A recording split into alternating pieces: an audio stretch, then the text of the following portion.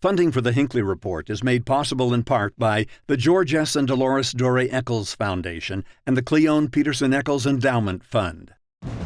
Tonight, on a special edition of the Hinckley Report, we take a deep dive into the ballot initiatives and an important question that Utahns will vote on this November. Why are there so many initiatives this year? What does this say about politics in our state? And how will they impact Utahns? Proposition 2 introduces the Utah Medical Cannabis Act. How will it impact Utah law on marijuana use? How far does the initiative go? What opposition does it face? And how has it already changed the debate over drug use in Utah? Proposition 3 seeks to fully expand Medicaid. What groups would be included in this expansion? How will it be funded? And after years of debate, why have voters taken it into their own hands? Proposition 4 seeks to create a nonpartisan redistricting commission. What power would it have? How could this change Utah's political boundaries? And will it impact future elections? Question 1 asks Utahns to approve a gas tax increase which will largely be used for education. Will voters agree to this? What effect would it have on Utah's schools? How did this question come to the ballot? And why didn't Count My Vote make the final cut?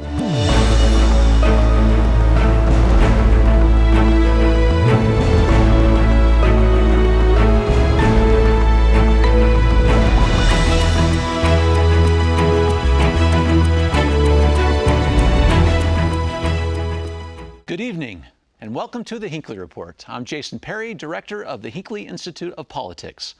Covering the issues, we have Natalie Gochnour, director of the Kem C Gardner Policy Institute, Julia Ritchey, managing editor with KUER, and Representative Brian King, House Minority Leader.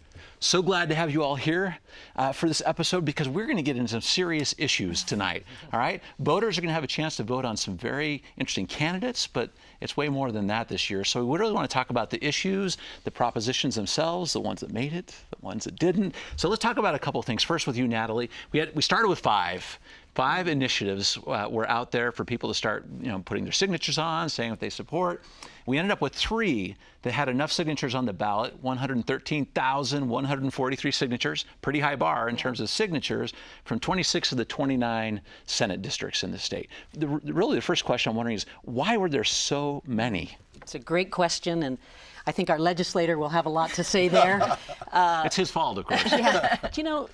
We have a situation in our state right now where people are very active and engaged on key issues, and it turns out that a very high bar, that is to get something on the ballot in this state, is very difficult to do. You mentioned 26 of 29 Senate districts, signature gathering, and then there's even a process, as we know, to take your signatures off. That was the fall of the Count My Vote ballot initiative.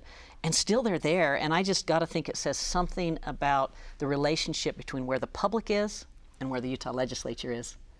Boy, we almost have to get into that one, don't we? Wow. Is this gauntlet thrown? You did throw down the gauntlet right there. From the legislative perspective, is that what this is? Is this the legislature not going far enough on these issues so that people have taken it in their own hands? I think it's a couple of things. One is these are important issues that we've seen come back to us time and time again. So you've seen several years of work on this by the legislature that hasn't gone far enough in the eyes of at least a substantial group of Utahns. Now, whether it's a majority of Utahns, of course, we'll see when the initiatives come to the ballot in November. But at this point, I think part of it is a reflection of the fact that whenever you're dealing with an institution of a lot of people, you have a tendency to move forward incrementally and relatively slowly. I mean, those folks up there at the legislature are not inclined to want to move in a really precipitous manner.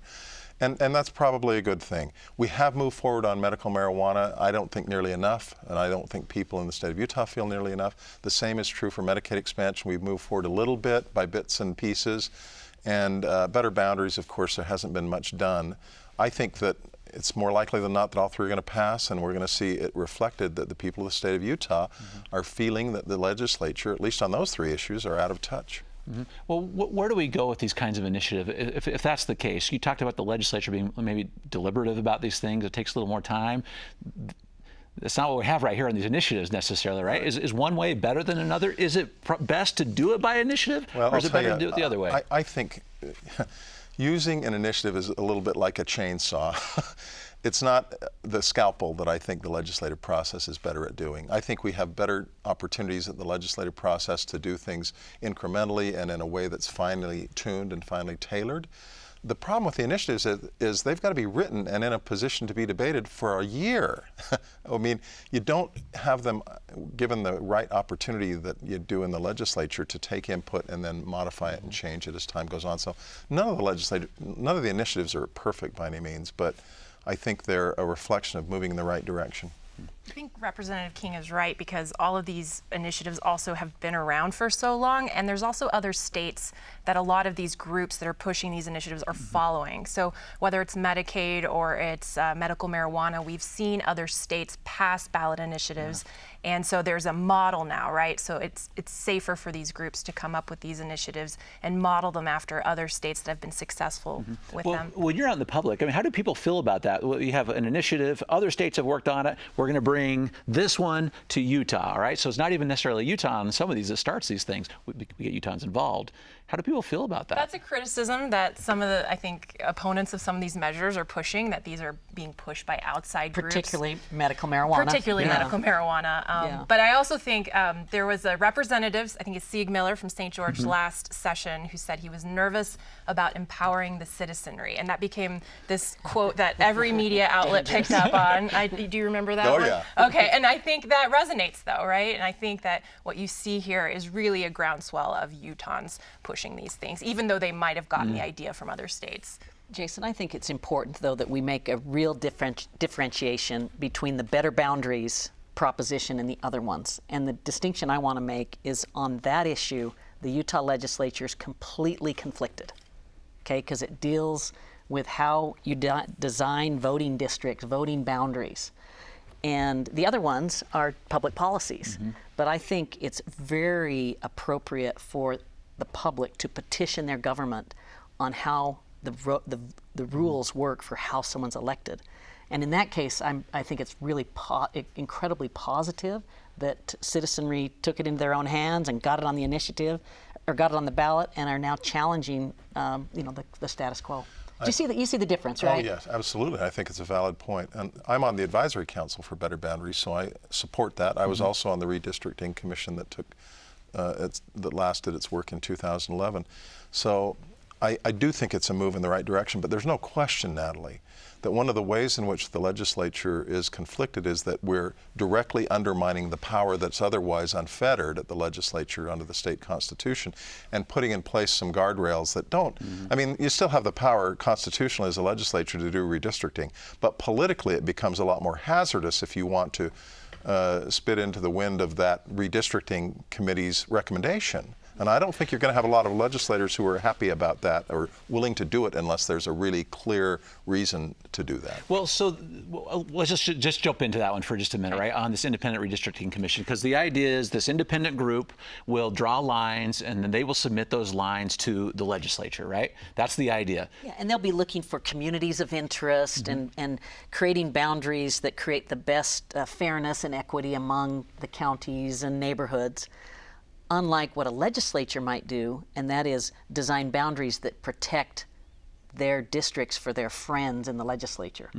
Well, so that's a real important distinction. So it is, but it's interesting because even as you give that description of this, it keeps in mind the nature of those districts themselves, right? So people are worried about drawing it to an advantage of any one person. The governor keeps talking about this particular initiative, saying, wait a second, are we carving lines really to create a district for like the Democrats to win? This is what I'm curious about for you. Is that really the goal of it, or is that gerrymandering also? What do you think? Well, I'll tell you, whenever you draw districts, there's an inherent political aspect to it. There's no doubt about it. I think that what we're accomplishing here is not inherently corrupt process going to a perfect process. It's all incremental. But I think in this situation, we are moving in the right direction of making it a little less self-interested, making it a little harder for the legislature to, in a blatant self-interested way, based on what the majority party wants, in this case, of course, it's a supermajority party wants, to gerrymander, whether it's the state house or the state senate districts or the congressional districts or the state school board districts. Those are the four things that we redistrict each 10 years. It's going to make it harder to do that. Is it going to be non-political? No. It's still going to be political. Well, because in the end, you as a legislator get to still make the final call. That's right. Right. So what happens under this if the Independent Redistricting Commission submits 3 plans to you? What are you going to have to do? It's an advisory recommendation. We either vote it up or down. And there's the thing that prevents you from taking an otherwise reasonable drawing of the maps and voting it down is that there'll be some political fallout or blowback. At least that's what the concern is on the part of the people voting. More accountability. Yeah, I see this as a transparency initiative because I don't think voters are going to understand that the commission doesn't have final say over the maps. I'm sure the more informed voter will know that, but most people will think, oh, great, a commission will decide, a bipartisan commission will decide on these lines, and then everyone will be happy. This is an interesting point because the public may or may not understand what they're voting on. Exactly. They For may all not of these know propositions. that this is advisory, but it is. And what I think the 3 of us are saying is it's a good thing to have more accountability and transparency in a process. Pull back the curtain and show people how you made those decisions to draw those lines and make those decisions. But so let's throw the gauntlet out here. Salt Lake County's the issue, at least in the congressional, redistricting, because you have the most populous county that you have to divide up to give one person, one vote to each of the congressional delegations. How do you divide up Salt Lake County? Well, there have been a couple of approaches, right? That'll be the key issue. So you followed it last time. I know you were part of that process too, Natalie. So you have to have some kind of notion of who you want in that pie, right? So is it a donut? Is it a pizza? Where do you think people in the state are on this thing? Do they want a mix of urban and rural, or do they, or something different? Yeah, it's a really great question. I mean, I think to me, what I would be looking for an independent commission to do is to deal with the downtown issue appropriately, because downtown is clearly a community of interest, right? It's the most urban part of our state, a lot of apartments, a lot of density, and I would think that splitting up downtown is not a good thing because you're splitting up a community of interest. So that would be one thing I'd look for. I would think of splitting up Salt Lake County elsewhere, maybe in the south part of the valley, something like that. I don't know what you all think. Well, Congressional District 2 includes parts of Salt Lake and St. George.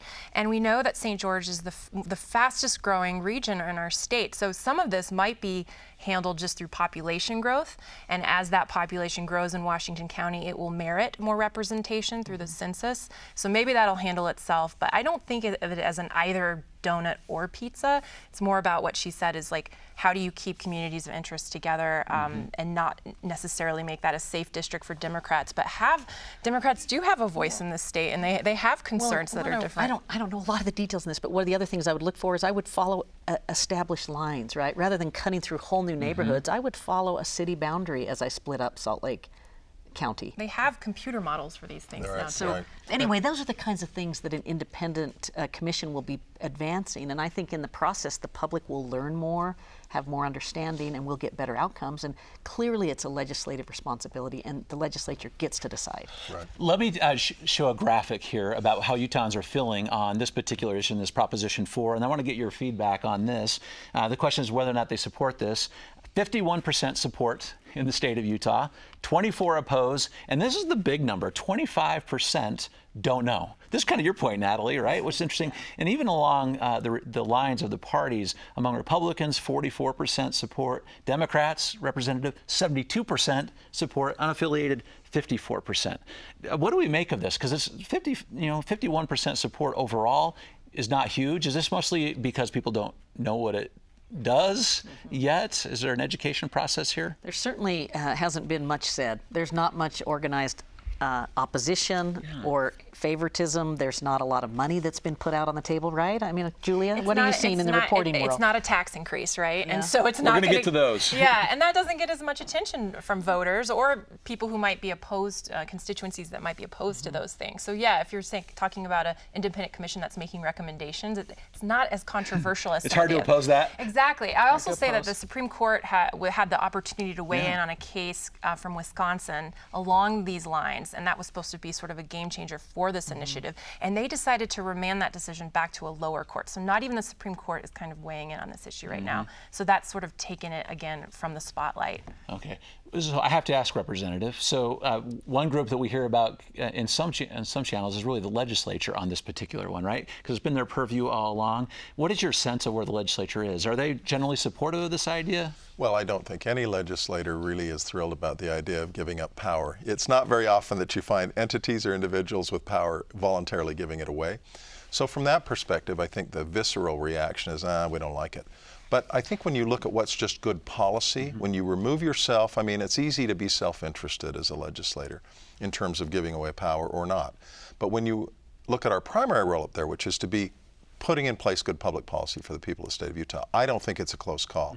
I'm, as I said, on the advisory council for the Better Boundaries. I'm squarely in favor of it. I've contributed money to it. I think it's going to move the state in the right direction. It's easier for me in the minority party to say that than it is for members of the majority party, because when you have power removed or reduced to some extent, it affects the majority more than it affects the minority.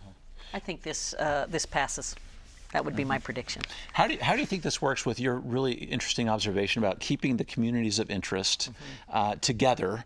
And is there any way to really do that without just start carving out, like, this is a district that's going to become one for the Democrats, this is going to be one that's for the Republicans? I mean, I think they'll have guidelines. I mean, if I'm like leading this, I think of the guidelines like defining what is a community of interest. And one of the guidelines I would follow is to follow established boundaries. It might be physical features like rivers or mountain ridges, ridge lines, that kind of thing. Or it might be political boundaries that are already established, cities, counties. County lines, Yeah, what I don't think you want to see is all this intricate cutting inside like census tracts or neighborhoods, because that's where the danger comes in, because they start overlaying people's characteristics, like political leanings, with the boundaries. And I think the independent commission, obviously will have the ability to lay out those guidelines, and I think it'll be a learning process. And I predict the legislature will come around on this one. I hope so.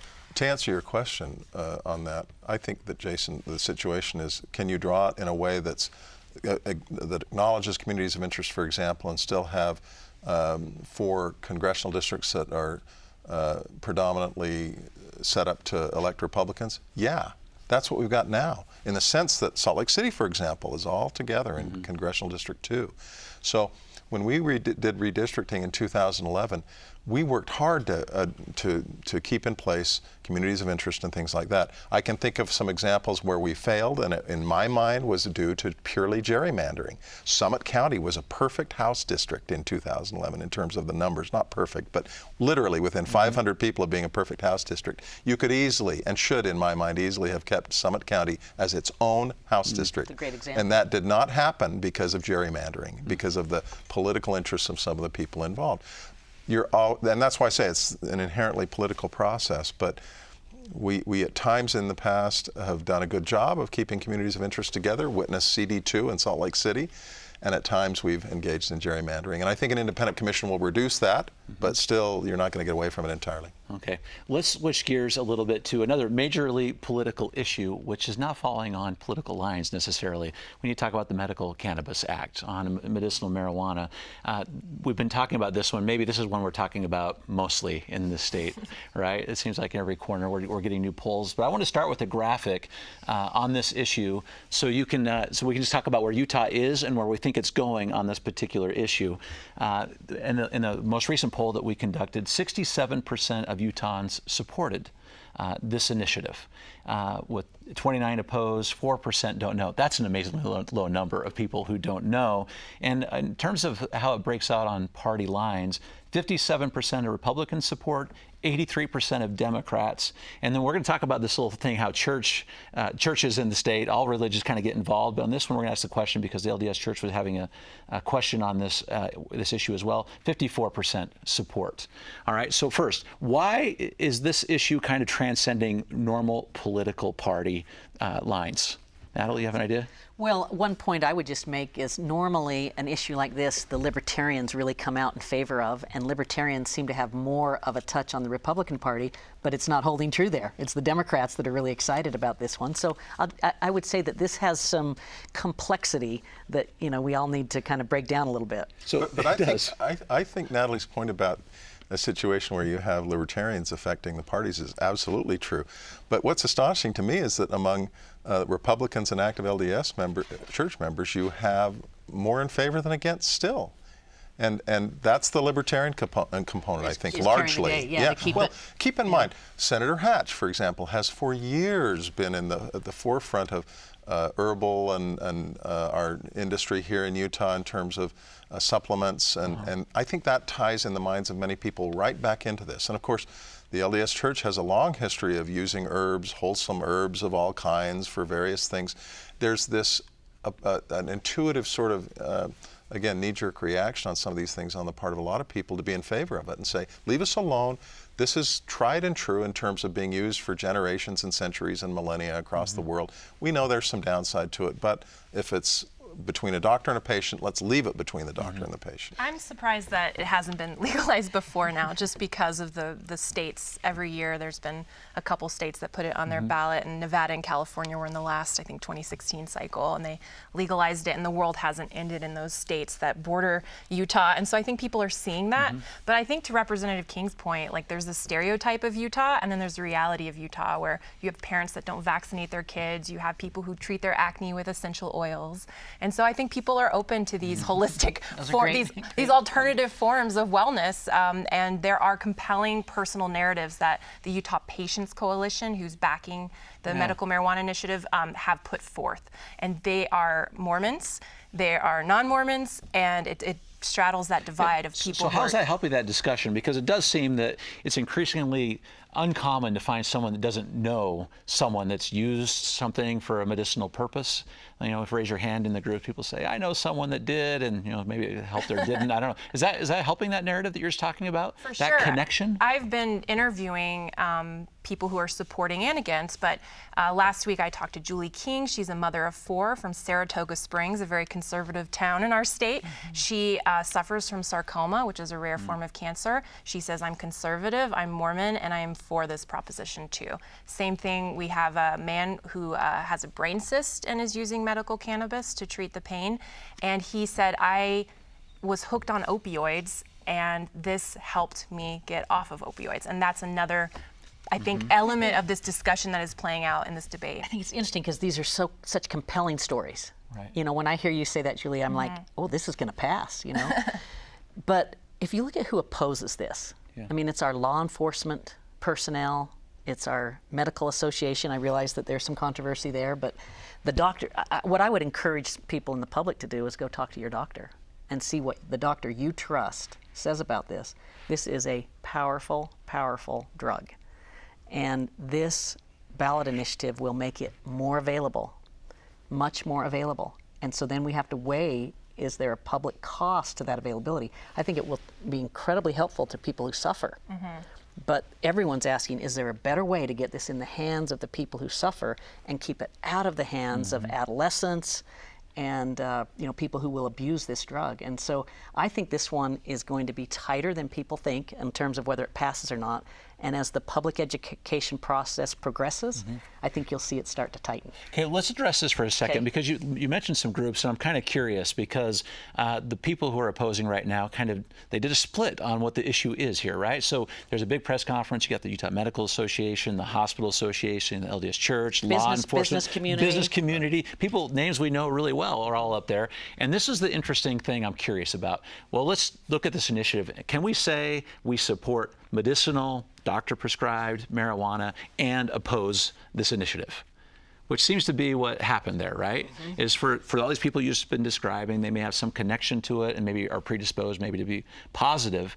But is that a good line? Representative, does that work? We could support this even though we really don't support the whole... I mean, that's the middle ground. That's the common... Right. Is that right? Is that what that is? Well, see, I do think that's a middle ground of sorts. I think it illustrates, though, it goes back to the nature of initiatives. The initiative process is a blunt instrument, and what you have is something that was put in place a year ago. It's long, it's like 20 pages long, plus 20 pages plus if you want to read the whole thing, which very few people will do, voting on it. And what you find is which leads to misinformation, right? Because anyone can say anything. That's right. Yeah. And so what you see is some stuff in there, and I would agree. I read some of the stuff in the initiative and I go, oh boy, I don't like that. So I don't think that I mean, my point on this is I think that if you want to vote it up or down, do whatever you want to do based on your own research and analysis, but recognize what effect and impact it will have on the legislature. And that's true for all these initiatives. If these initiatives are voted down, I think it's going to be very unlikely that the legislature does anything in that area of law in the next 5 to 10 years. So on this one, if medicinal marijuana goes down, you think legislators are going to say, okay, I don't have to touch this at all. The voters have spoken. I think I'm clear. So. I think so. I disagree with Brian on that point, and we talked about this off air, but there's a movement here. There are people suffering. There's a need, and they have been showing sensitivity to it, moving closer to it. You have these people coming out and saying we're okay with marijuana as a in a medicinal use. We just got to get it right. And I think that if we vote this down, we'd be sending a message that we're not going to be reckless. Let's go do it right. No, if you vote this down, you're going to be sending the message, we don't want medical marijuana in the state of Utah, period, end of story. That's what the legislature is going to take, especially, Natalie, the Republican legislators. Yeah. So, and he said the 5 to 10 years, we won't, but I think we'll get it. So I would encourage people to read it, understand it, and consider how it could be better through legislation, because you know what's going to happen, Jason? We're going to get legislation either way. Yeah, well, that's what Governor Herbert has promised, right? And I think that's Governor Herbert's trying to toe this line. He's opposed to the initiative, but has already called on Congress to deschedule medical. So he's sending some mixed messages can that I show I think. A quote too? Yeah, Natalie, but it bears the point that so it's not like we're changing the Constitution where the legislature can't go fidget with it. We're just making law by initiative petition, and the legislature still has the power to make law, to override it, to change it, to fix it. So I think that's important for the viewing audience I want to to hit know. that, but I almost can't let this one go, because this is what's so interesting, and people ask me all the time, Representative, this is your hat as a legislator. People speak. The initiative passes or it doesn't. Maybe, so we just talked about what happens if it doesn't. But what if it does? What do you get to do someday anyway? Yeah, no, I mean, if that initiative passes, I can almost promise that there's going to be legislative work within, we may have a special session called, because once the initiative passes, it goes into effect immediately, pretty much. 30 days. Less than 30 days, I think.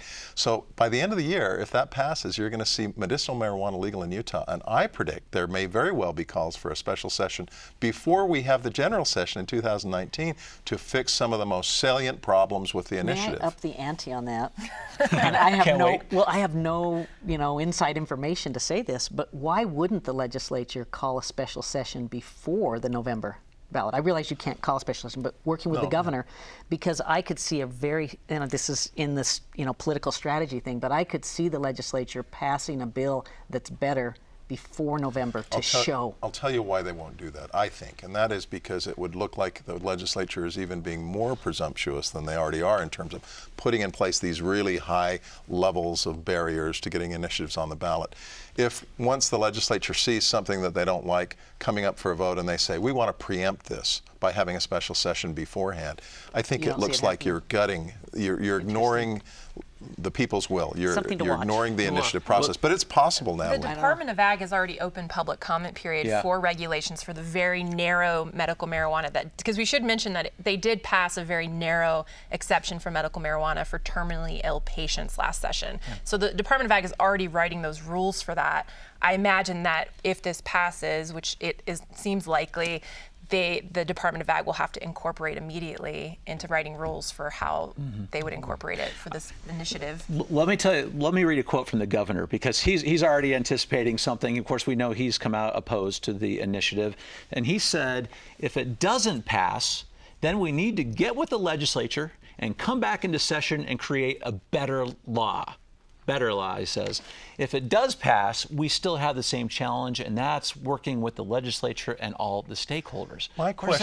Jason, my question is, if it doesn't pass, why would you go back? If you don't like this initiative, if you're suspicious, as the leadership of the LDS Church and the leadership of the Utah Medical Association and many other groups that are of any medical marijuana at all, why in the world would you go back and work with the legislature in 2019 to pass anything more than what we've already got for medical marijuana? I don't see it.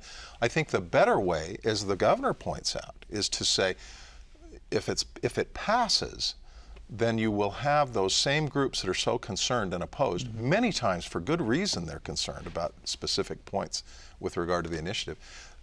going back to the legislature in January 2019 and saying, you need to fix this. And you know what? I think so long as they're not reversing the underlying spirit of the medical marijuana initiative that passed, the legislature would be willing to make some important tweaks and changes on the rough edges of that initiative.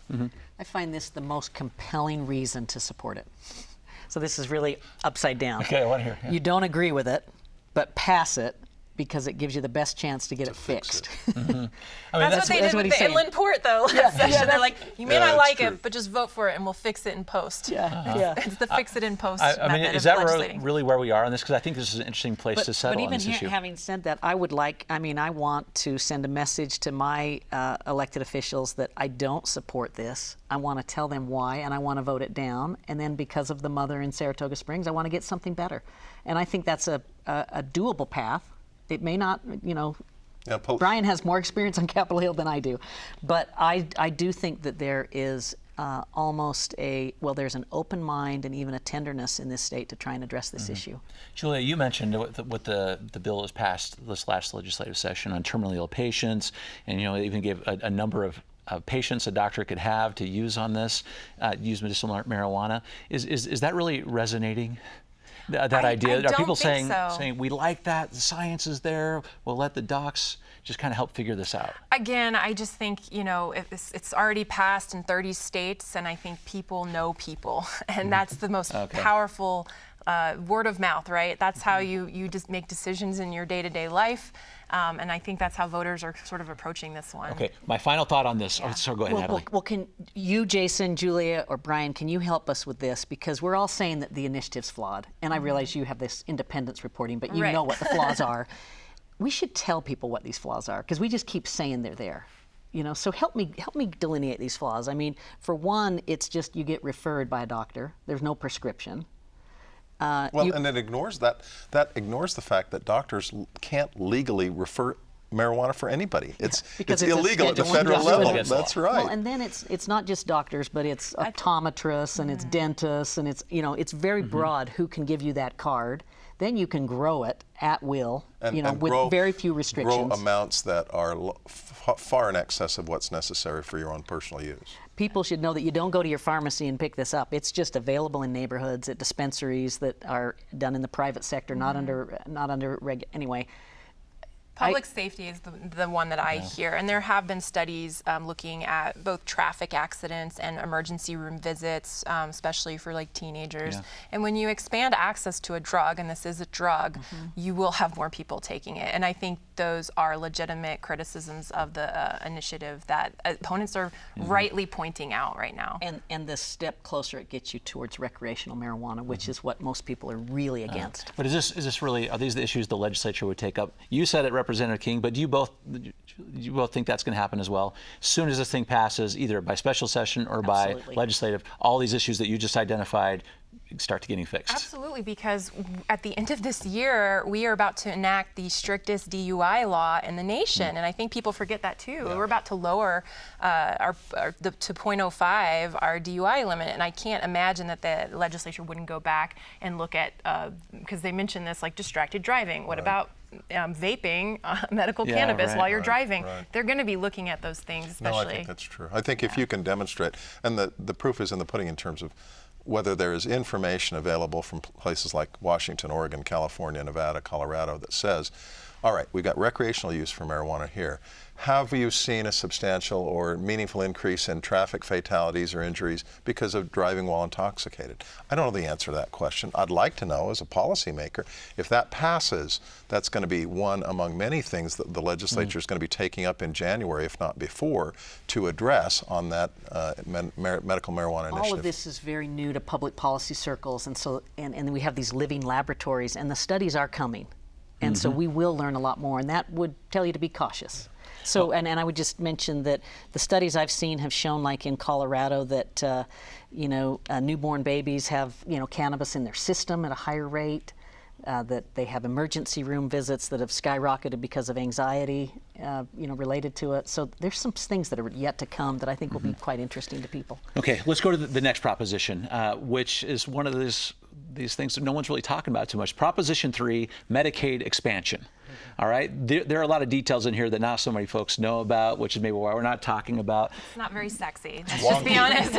Most people can't keep Medicaid and Medicare exactly. distinct. Can you tell? That's the first quiz. Is that what they say first? The difference between those two things? Well, this is interesting because it will expand Medicaid to all people under 138% of the poverty line and raise sales tax by 0.15 percentage points, which currently, so 4.7% to 4.85%. That's what this... That's the state rate, just to be clear. There's also a local rate that would be on top of that. It would be on top of that. So you said you have such a great policy mind, and you advise legislators on this too, Natalie. Why are we not hearing much about that? Because that is an increase. Usually we talk a lot about increases. Yeah.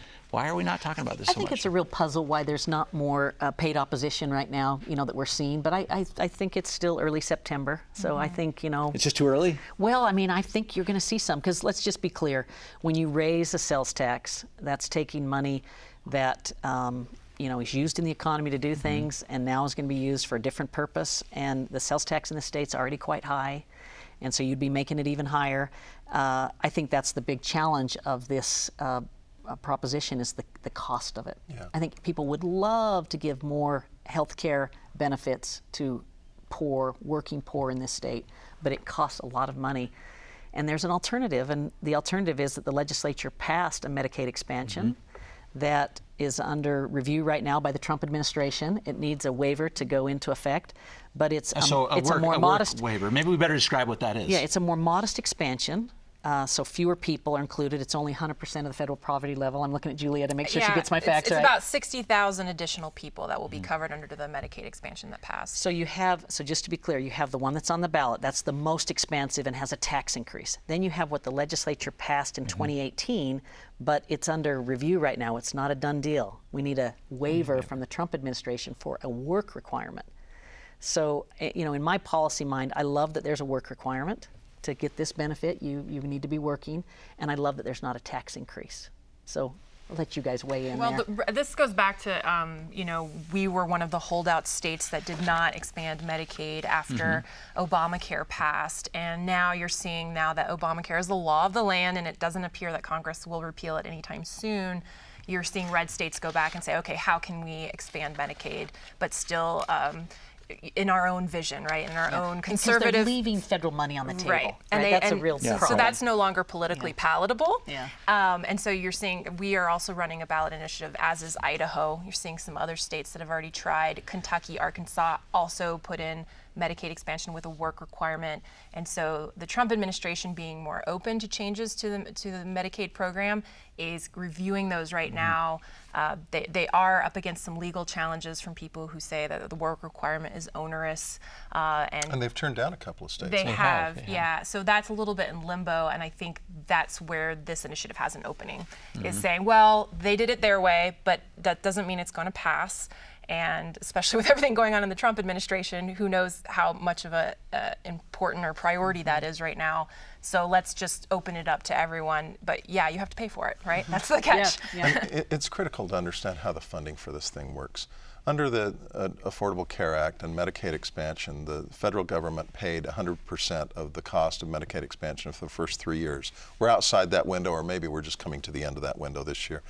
But from then on, that state participation increases a little bit, but it will not increase more than 10%. So 90% of the cost of this Medicaid expansion, whether it's the limited Medicaid expansion that we passed at the legislature earlier this year, or whether it's full Medicaid expansion that's on the ballot, will be paid for by the federal government. Now, this is money that we've already paid in large part to the federal government for Medicaid expansion, and we haven't ever brought it back to the state of Utah in a meaningful degree. Now, we passed Jim Dunnigan's Medicaid expansion bill a couple of years ago, but that was for no more than about 10 or 12,000 people.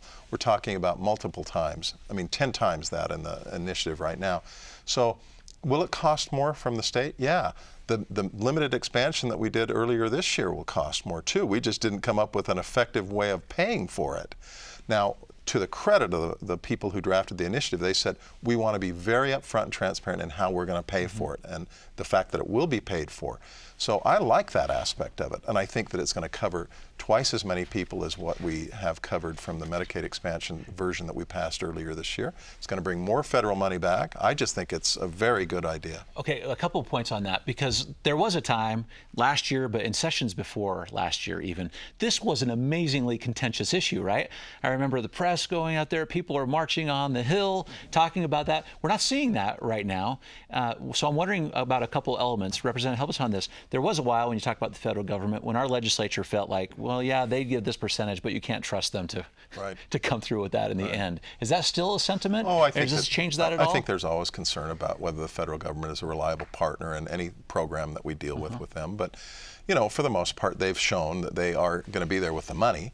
Now, I think that given the size of the federal deficit and last year's tax reform, which really increased the federal deficit substantially, concerns about how solvent and how reliable the federal government is as a partner are probably more valid now than they've been ever. But I think that when you're talking about something as fundamental as access to affordable health care that affects so many people and that has a detrimental economic input if we don't provide that access in so many ways. I mean, the business community says, whatever you do, put in place some method for allowing individuals to get access to health care. Why? Because we don't like our employees being gone for silly treatment that if they'd gotten preventative care up front, they wouldn't be gone for 2 weeks later in the year for, that kind of thing. So I think that it's a matter of political will. I think what you're going to see is universal coverage is available in every other first world country in this world but the United States. What are we going to do to get universal coverage in place in the United States? A piece of that question is this Medicaid expansion that we're talking about. Go ahead, Natalie. This is just a wonky issue. Let's just be honest. honest. I was going to say, I was like, man, this federal is poverty wonky. line. Yeah. So, but what I think it's important for people to know is we have two choices here. One is what's on the ballot, and that involves more people, costs more money, will be a sales tax increase, but it does provide that care that Representative King's mentioning. The other choice is what the legislature passed. There's still a tax increase there, but it's a hospital tax, not a sales tax, and it's for fewer people and requires a work requirement. So the economist in me likes the incentives and the funding source for the latter more than the former. So wonky, but the good news is I think this state is moving towards more coverage for working poor, and that's a great thing. And I think it's important to point out what this initiative would do. So the backers say it would support up to 150,000 people. Those are the people that they're not poor enough to qualify for Medicaid already, right?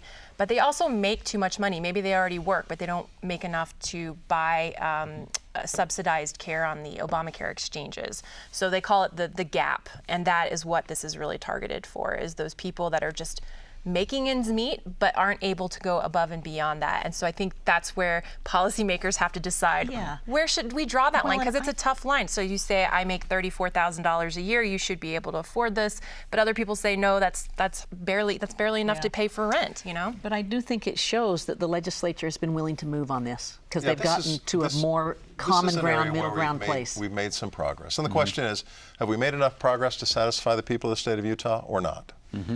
Okay. Well, this is related. There was what was going to be proposition number one ends up being a question, whether or not the legislature has been funding education in Utah appropriately. Our schools now had an initiative where they were gathering signatures, ended up making a deal with the legislature on what would happen here, essentially for this, a non-binding question on the ballot, whether or not Utah voters would approve of a 10-cent gas tax increase. 10-cent gas tax increase, which would raise $375 million. That's the deal that was struck with the legislature. Initiative goes away, and a question comes on. So, Natalie, why the deal? Come to me first. How much is gas now? Like, I was trying to think of that. It changes. It's like It $3 changes a all the gallon? time. Listen, this is the process working, right? You have engaged citizenry that want to help our education system. They come up with an idea. The legislature works with them, and they decide we're going to do some things. And one of the things we're going to do is try and get more money for education in this state, but we're going to do it through the gas tax. It's complicated. We don't have to worry about all the complications, except to say that a 10-cent gas tax increase is a a wonderful source of revenue in my mind, because we want people to drive less in this state, both for air quality reasons and for congestion reasons. We also need more money in education. I think there's considerable evidence that we need to invest more. And so I would encourage people to look at this one really closely. You ask, how expensive is gas right now? You know, she only rides scooters now. That's right. I'm scooter only. Well, but my point would be that it changes by 10 cents up or down on a whim of world markets. Do people pay attention to that right now? Yeah, and unfortunately it's a little higher right now, so it makes it harder for this to pass. But as an economist, I think this puts the incentives in exactly the right place, and we need to take this public policy step. Again, I think it's going to be hard for voters to make that connection, though, between raising your gas tax and funding schools, because people think when they put money into gas tax, it's going to improve their roads. And because this is a wonky one, there's some voodoo math going on with how this will be some implemented. of that money is going to go to roads. Yeah, maybe we should explain that for just a moment. About 30% of the money that's going to be raised is going to go to roads, and the rest will go to our schools. But here's my concern about this one. Can we say how much is going to go to schools? I mean, it's like Yeah, it's $375 like million or something? $250 million a year. It's a big deal. Yeah, it's Yeah. a big deal. Oh, it's a Yeah. lot of money. It's going to make a Yeah. difference. But you know, when we spend literally $4 to $5 billion a year on our public education and higher education system, it's not dramatically increased, but it'll help. But here's my concern about that initiative, or not initiative, that ballot question. The question, yeah. Yeah. Let's say it goes down. Let's say people vote it down. Do you think in a year or 2 or 5, are going to say, I vote for a tax increase to raise money for public education? That's a tough sell for a legislator. So my point is this is a high-risk gamble. And it makes me very nervous, because I'm very much in favor of that ballot question. I want to see more funds for kids. It's the most important investment we can make in the state of Utah. We were talking earlier about, you know, how many problems we have with homelessness.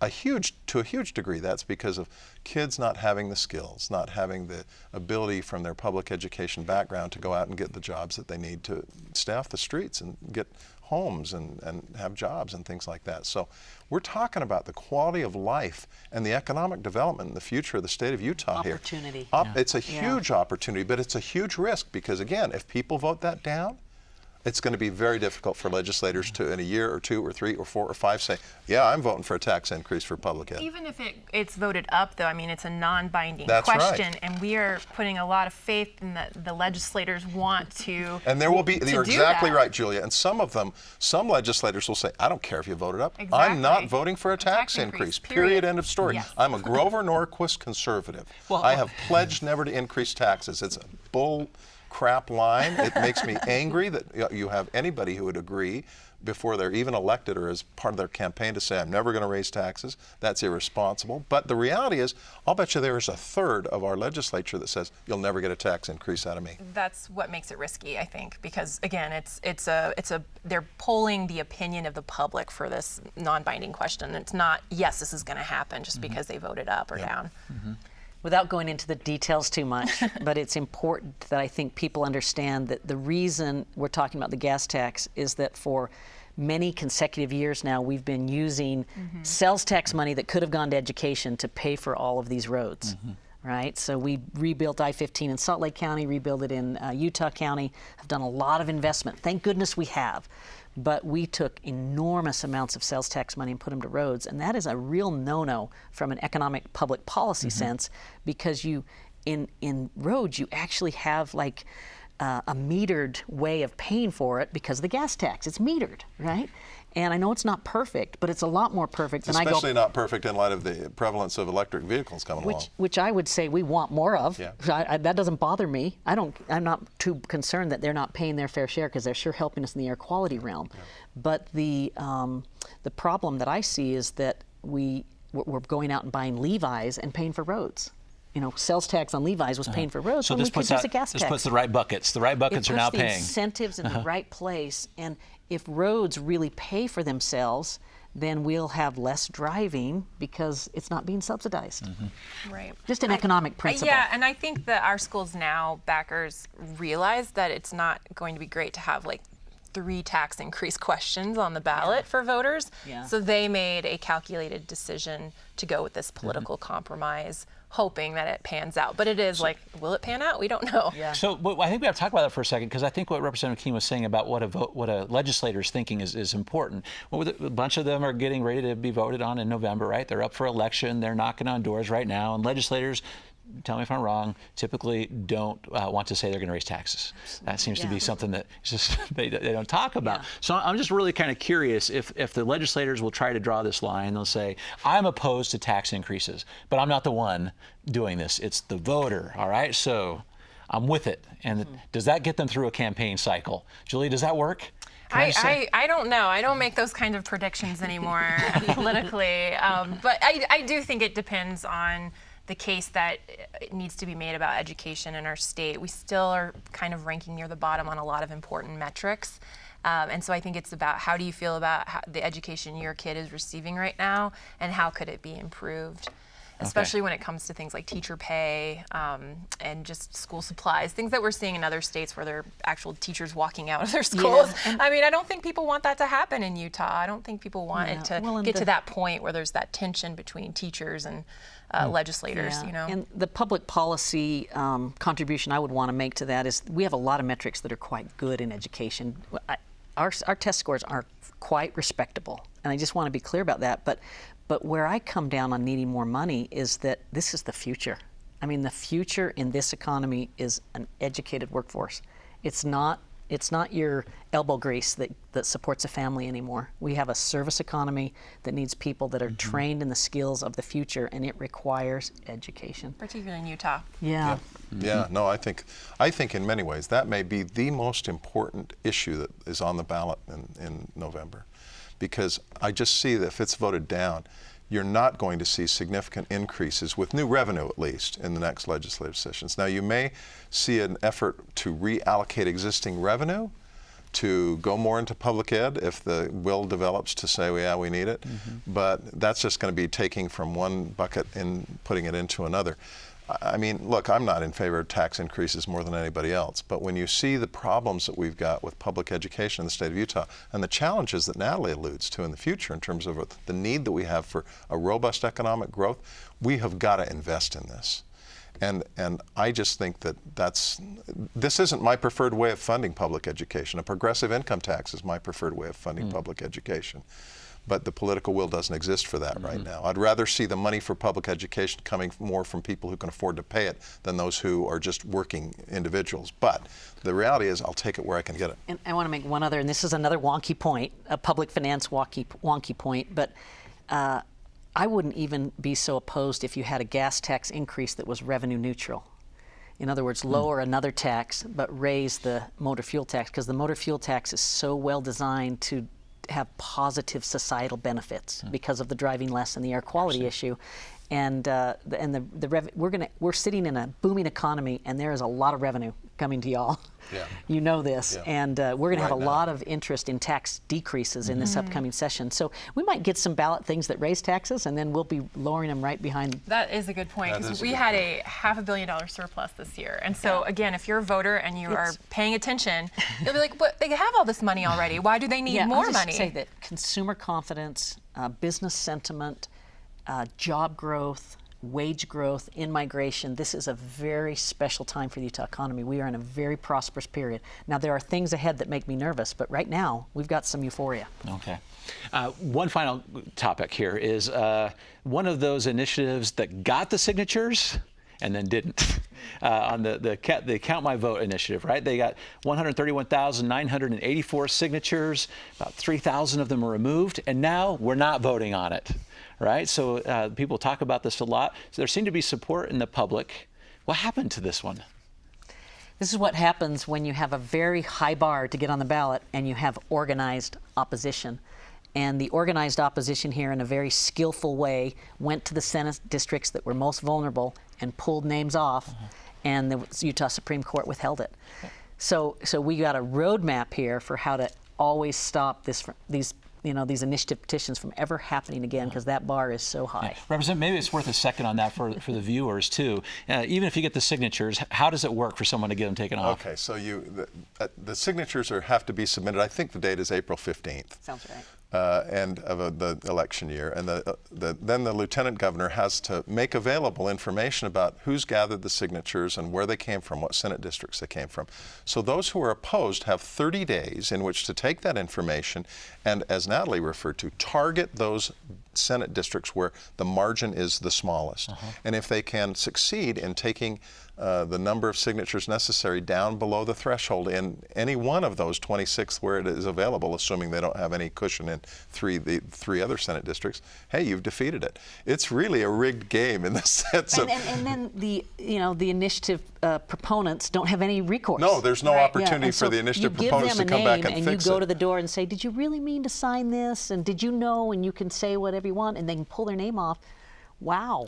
Well, so you take these arguments that you just We don't do that, gave. by the way, with the vote. No, we don't have a chance to change our vote. Yeah, we get to keep that vote, yes. Well, which is interesting, because just take all those things you just talked about, and this unfairness aspect, the count my vote proponents went all the way to the Utah Supreme Court. The Supreme Court said no. And the reason they said no largely is because they said, look, this is a political issue. This is a policy issue. This is not something unelected judges should be weighing in on and deciding.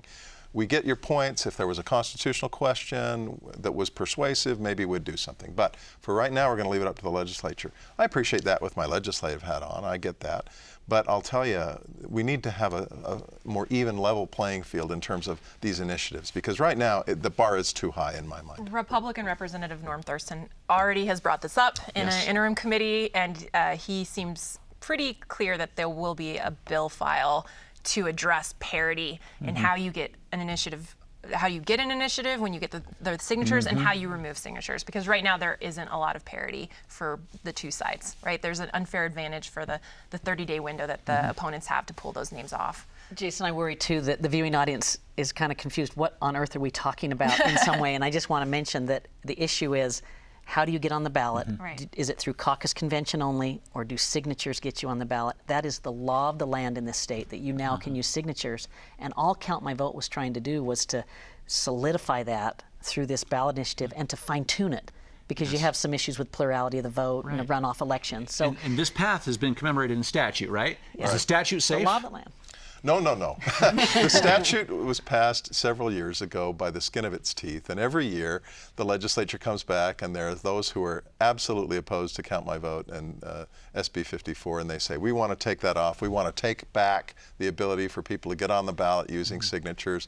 And it's barely maintaining its fingerhold, largely because the Democrats in each chamber hold together and support it. If it were just the Republicans alone, you wouldn't have SB 54. That's going to have to be the last word on this one. Very insightful. Thank you for your commentary and your thoughts on these issues. That's it for the Hinckley Report. Election Day is November 6th, and you have the opportunity to cast a ballot on any of these initiatives and the questions. So thank you for watching, and good night.